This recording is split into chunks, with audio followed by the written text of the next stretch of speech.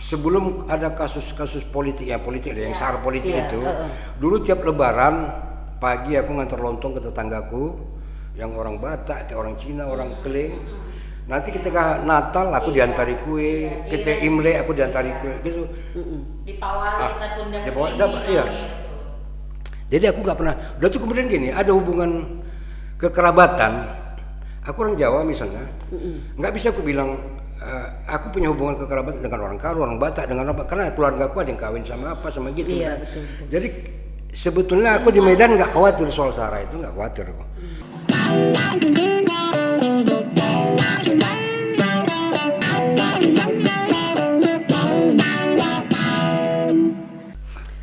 Halo penggemar setia Parintal Official Channel dimanapun kalian berada, kembali kita bertemu di channel yang tentunya kalian impi-impikan. Kali ini kita akan saya sapa dulu nih pendamping setia saya. Halo Kak Bebi, apa kabar? Apa berita hari ini? Oh, berkeringat, ngeri kali kalau keluar dari Johor itu ya kan, setengah jam tak siap-siap. Aduh, ngeri lah, ngeri. Banyak pembangunan ya di akhir tahun ya. Pengorean, pembangunan semua lagi tumpuknya. Iya. Siapa ini tamu kita ini sekarang Kak?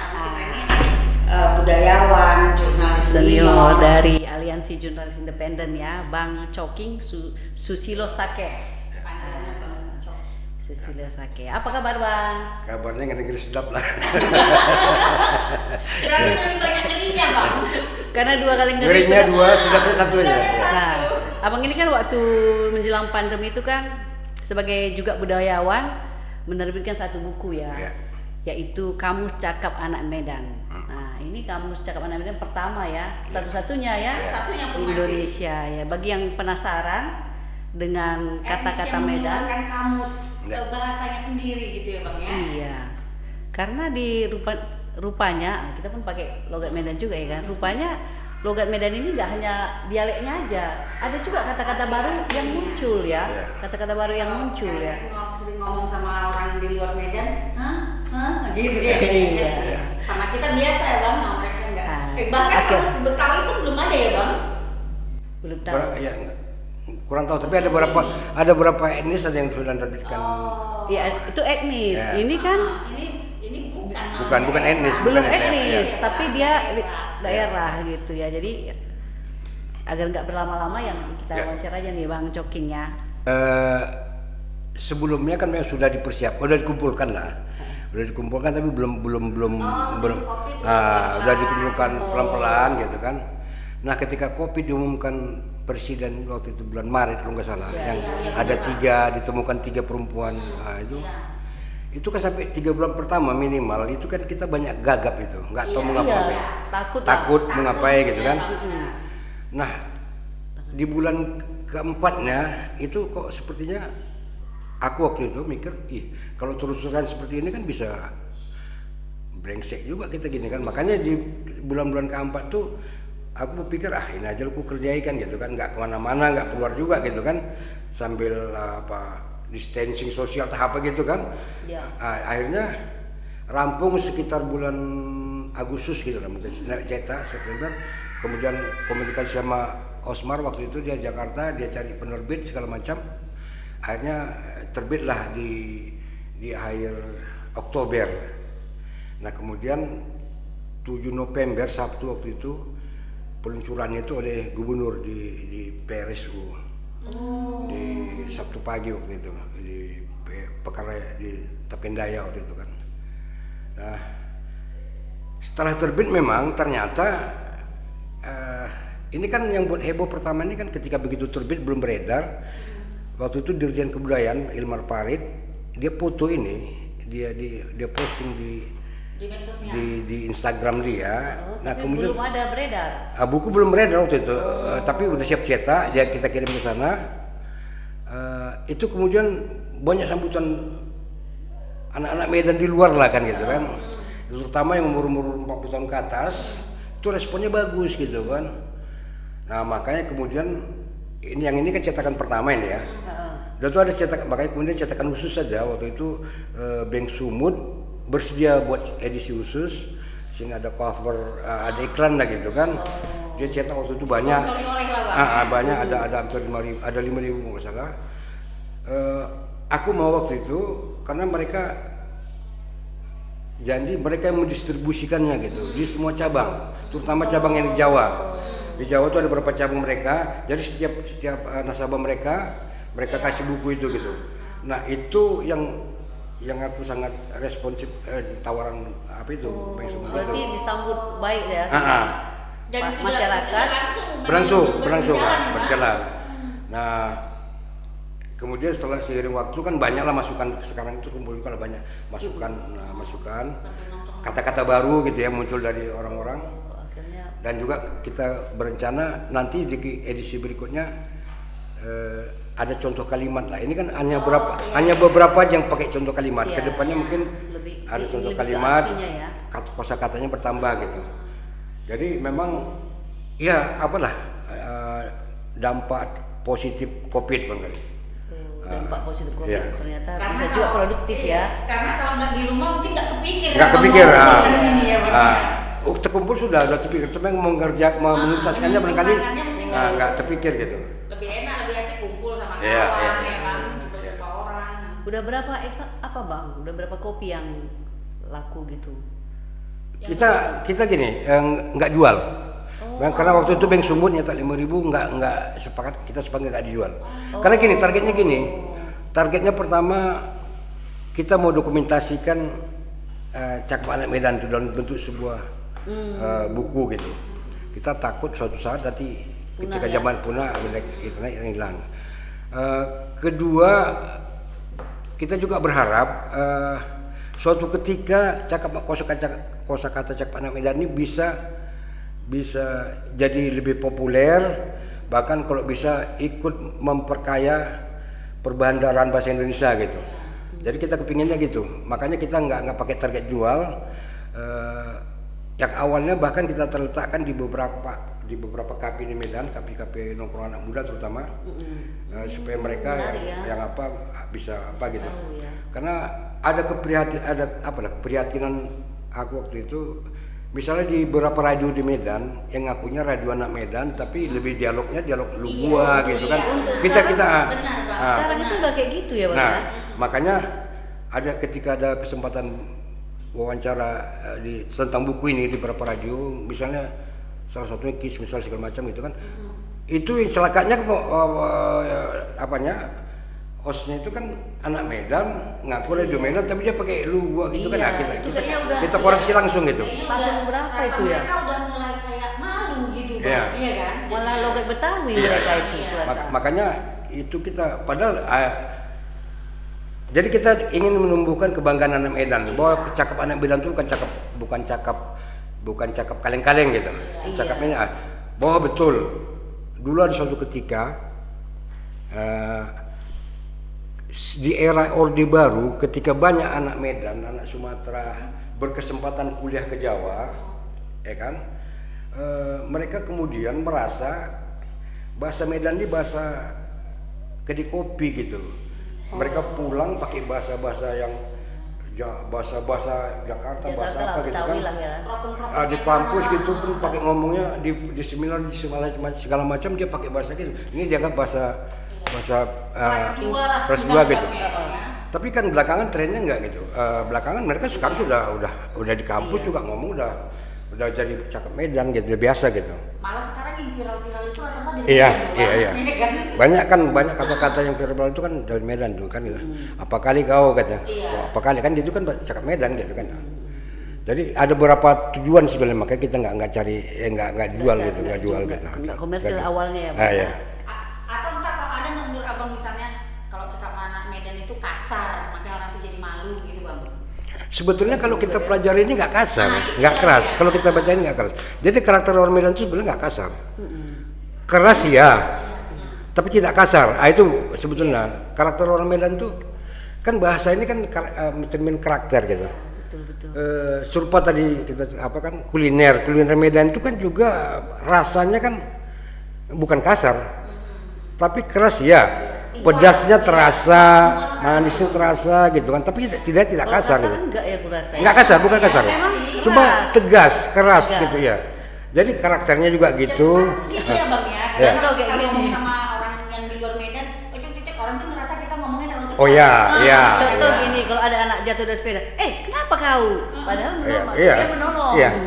Memang Jadi- dia keras bicaranya, tapi sebenarnya nggak kasar. Kenapa kau? Sini aku sini gitu kan? Bahkan sebetulnya orang Medan tuh, karakter orang Medan tuh paling gampang minta maaf. Iya, Nah, benar. nah, itu karakter orang Medan. Bahkan lebih cepat kompromi Iya. loh. Makanya Mendendam, maka iya tidak kan? tidak kasar, tidak keras ya, keras tegas itu jelas. Jadi di makanan, di warna, pemakaian warna misalnya busana. Itu juga lah Abang buat ini supaya Iya, orang tahu iya, bahwa iya. orang cakap Medan itu Iya. bukan kasar, bukan kasar. malu, Iya. bukan malu. Jadi kalau udah tahu nanti buku ini, kalau misalnya berkawan sama orang Medan, ada yang bilang, Longor, apa kabar Longor, gitu kan? Ngomong kau, kau. Lihat kamusnya, Longor, Iya. bodoh ya Longor, kayak gitu kan. Jadi ini perlu juga dipakai sama orang-orang yang bukan orang Medan ya kan, supaya kalau diejek sama orang Medan tahu artinya. Jadi makanya di pengantarnya itu panjang sebenarnya. Ini pengantarnya panjang. Banyak kawan-kawan di kampus yang bilang ini pengantar kau ini udah bisa disertasi doktor nih kayaknya kan. Karena aku cuma mengasih pemahaman aja sebelum orang baca masuk ke kampusnya, dikasih persiapan loh. Ini Medan gini loh gitu. Medan itu seperti kan. Medan itu adalah kota multikultur yang punya sejarah panjang tentang multikultur, sudah lama gitu. Beda dengan Jakarta. Di Jakarta ada etnis yang menghegemoni etnis pendatang, yang menjajah etnis pendatang. Semua etnis yang datang di Jakarta itu dia merasa bangga kalau dia kemudian merasa bisa pakai bahasa Betawi. Dia bangga dijajah sama bahasa Betawi. Nah di Medan tidak ada satupun etnis. Begitu banyak suku ya kan Bang. Di Medan tuh- bahasa Medan. Di Medan tuh ada sekitar 26 etnis, masing-masing dengan bahasanya. Itu satu pun nggak ada yang mendominasi. Tadi misalnya etnis lokalnya itu di Hulu Melayu, di Hulu Karo, di Melayu, di Ilir.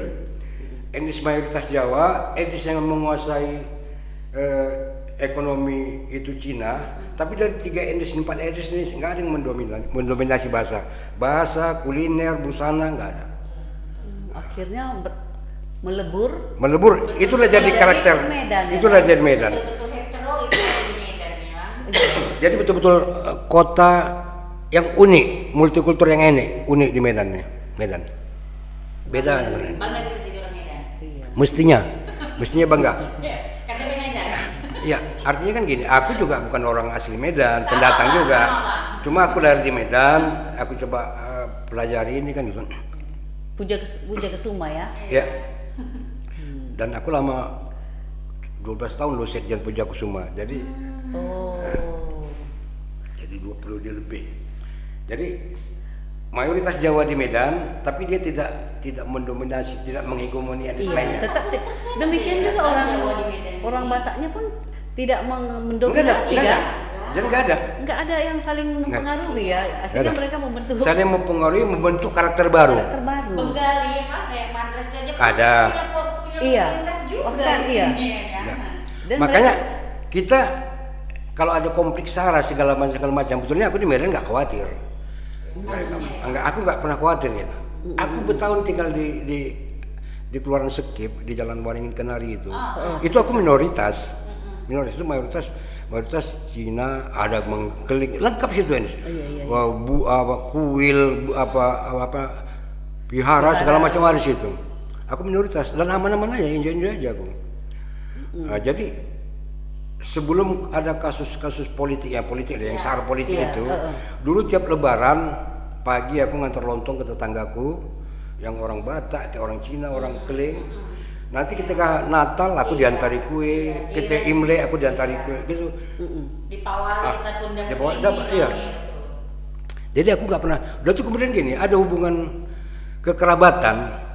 Aku orang Jawa misalnya, nggak bisa aku bilang aku punya hubungan kekerabatan dengan orang Karo, orang Batak, dengan apa? Karena keluarga aku ada yang kawin sama apa, sama gitu. Iya, kan. betul. Jadi sebetulnya aku di Medan nggak khawatir soal SARA itu, nggak khawatir aku. Kita agama nggak begitu. Kan belakangan ini oke lah, terganggu kita sejak secara politis ya. Tapi juga di Medan aku nggak khawatir gitu. Jadi sebenarnya digiring ya kan? Iya. Kalau kalau tumbuh sendiri dari daerah itu nggak ada ya. sebenarnya, kan? Karakter orang Medan lah, enggak tumbuh. Seperti itu ya. Isu sara itu di orang Medan ya. Kalau asli dari orang Medan, Iya. asik-asik aja kita asik-asik aja. Ya, slow ya kan. Kayak mana baiknya atur ya Iya. kayak gitu ya kan. Atau timbul. Ya betul. Tapi kan selain ini ada nggak lagi mau buat yang lain? Sedang disiapkan itu kuliner Medan, kuliner khas Medan. Semua orang bilang kalau ke Medan itu makan jangan lupa. Ya. Kuliner. Jadi sekarang yang dikenal di Medan itu kan salah satunya kuliner ini di Medan ini kan katanya cuma ada 2 kuliner, enak dan enak sekali kan gitu. Untuk di Medan ya. Nah, dan itu juga karena itu tadi keberanian orang Medan kan salah satu karakternya berani, spontan, ya gitu, tegas, keras gitu ya. Menggunakan rempah-rempah, bumbu-bumbu. Makanya kemudian kata orang mie Aceh Medan jauh lebih enak dibanding mie Aceh asli Aceh. Rendang Medan jauh lebih enak dibanding rendang Padang, kan gitu. Gudeg Medan kalau kita coba jauh lebih enak dibanding nggak manis juga. Ya termasuklah kita kan sini misalnya mie kuah itu kan Medan terkenal, es krim itu kan Medan, lontong Medan sampai ke Jawa sana lontong Medan, itu kan khas gitu. Jadi aku sudah sedang menyiapkan itu, tapi barangkali agak-agak malas belakangan. Cuma itu khasnya makanan. Agak lama lah ya. Kapan? Karena harus mulai nanti nyoba ya kan Bang, 2 Ya. hari asam urat berhenti dulu ya. Enggak, kalau itu benar enggak. Dan kemudian kan kebetulan ada kawan si Deddy Sopian data pasar sekunder berarti ini Bang, data sekunder nanti. pasar kamu yang di Bukan sekunder. pasar kamu yang di Kuala Namu yang dikelola Deddy Sopian itu kan ada 100-an lebih kuliner. Belum tahu loh kami Bang. Waduh. Di mana tempat lokasinya Bang? Di Pantai Labu. Dia tiap buka tiap Baru dia Bang. dia buka tiap hari Minggu dan belinya tuh pakai Koin, pakai bato. koin, ya, pakai Nah, Oh. dan itu sudah udah aku coba jalin kerja sama dia. Jadi ada 100-an sekian, tapi tidak semua itu kan makanan khas Medan gitu. Itu kan makanan khas Sumatera Utara, ada ombus-ombus, ada apa gitu. Sekarang saat ini buru juga Bang di luar dari situ ya Bang. Ombus-ombus Medan tuh udah pernah makan? Iya Bang. Jauh lebih enak dibanding ombus Simorong. Walaupun kata orang si borong-borong tuh simbol asal si ombus-ombus. Si borong-borong katanya asal si ombus-ombus. Cobalah makan ombus Medan. Wah, beda. Jadi itu sedang kita kerjain juga. Pasti seru gitu. Sama kayak kamu siap-siap. Ya, jadi itu juga targetnya untuk dokumentasi, untuk panduan orang-orang yang datang ke Medan gitu. Itu aja.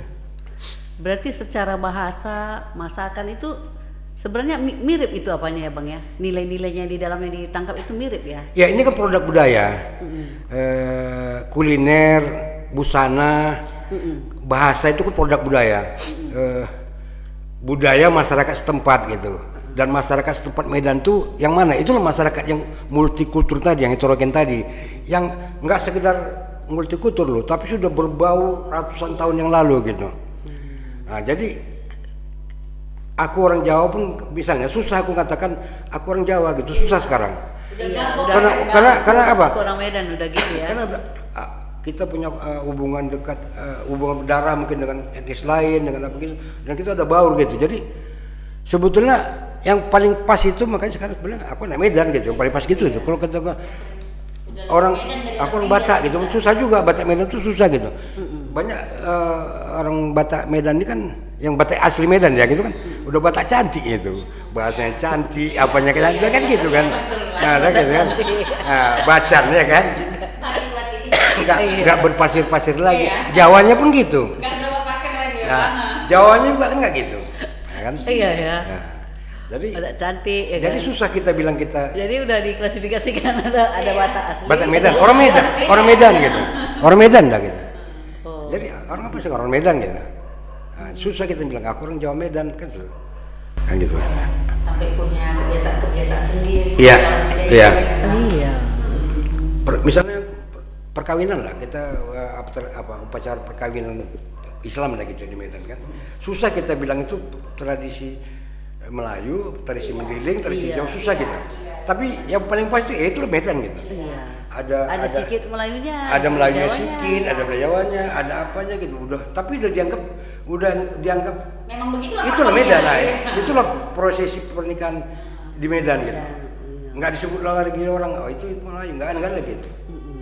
Dan itu udah berlangsung terus menerus gitu. Itulah budaya itu tadi kan. Dia produk masyarakat setempat gitu.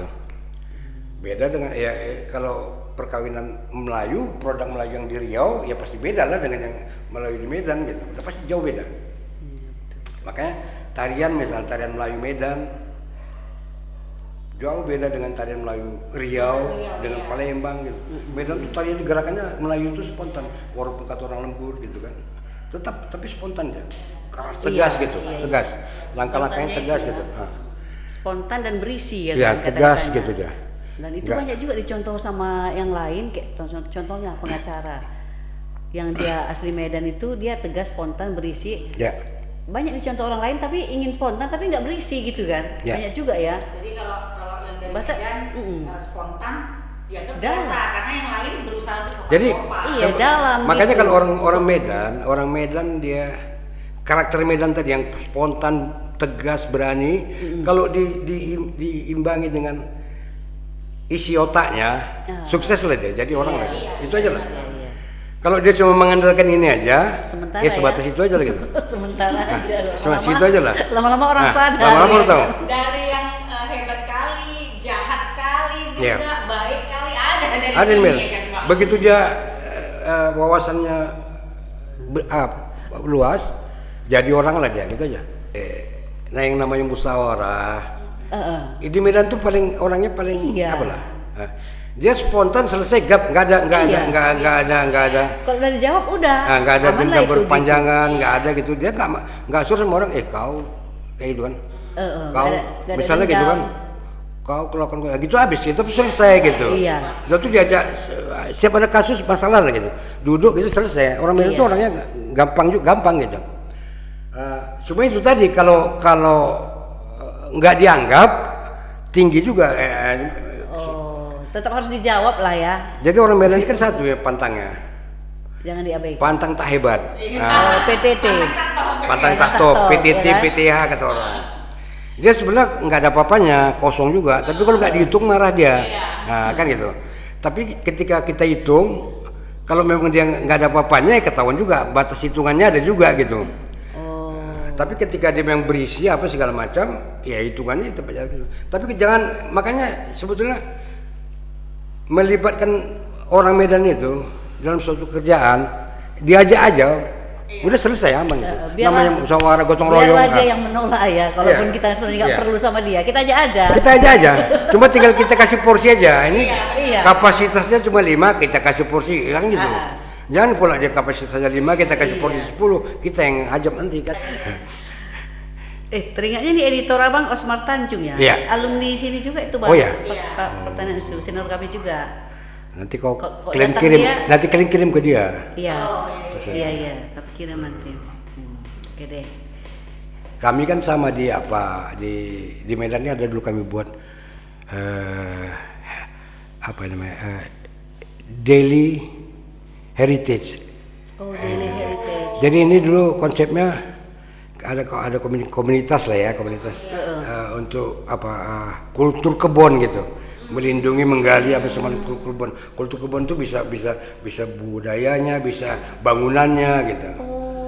Jadi waktu itu dia termasuk sekarang di komisaris utama PTPN gabungan, PTPN apa sini? Ya itu kan ada berapa orang PTM lah. Di di Museum Perkebunan itu kami aja?